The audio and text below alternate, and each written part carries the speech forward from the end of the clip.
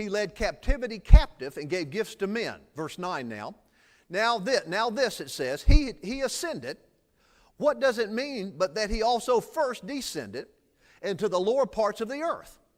That he first descended. Notice it used the word first.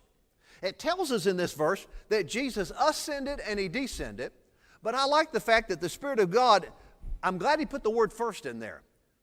He said, he starts off by saying Jesus ascended, but then he says, but first, he descended. And see, that's important because another scripture people like to use to try to prove Jesus didn't die spiritually and to try to prove he didn't even go to hell for us is the scripture over in Luke where Jesus commends his spirit to the Father. Remember when he says, I commend my spirit to you? And I've heard that argument. They'll say, well, see, when he did that, he went straight to heaven. Well, there's so many reasons that's biblically incorrect and wrong. But first of all, the word commend is the same Greek word you'll find in the book of Acts where Paul and the believers laid hands on other believers and commended them to the Lord. Did they go straight to heaven then? No, it was a dedication. It was simply saying, Jesus was simply saying, Father, I commend, I dedicate, I put my spirit into your hands. Remember, he already said, I'm here to do your will. Do whatever needs to be done now.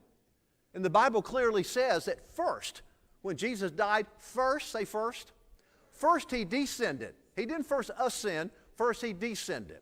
First he descended into hell. He descended.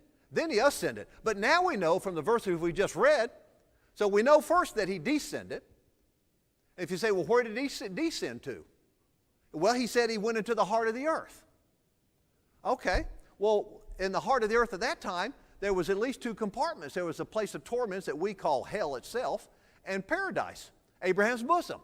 Well, which one did he go to there? Well, he said that his experience would be like Jonah, which would be a hellish, awful experience. Well, okay, then he must have gone to torments then. Well, how long was he going to be there? Well, he said it'd be 3 days and 3 nights he'd have this experience like Jonah. See, Jesus is answering a whole lot of questions, isn't he? Really making things real clear. Again, like Brother Norval says, all you got to do is be able to read. If you'll read, but listen, that's funny. I know that's funny, but a lot of people won't read.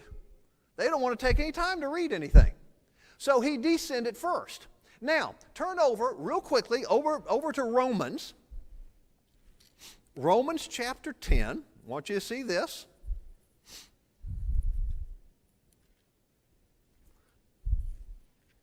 Since this is my last service here,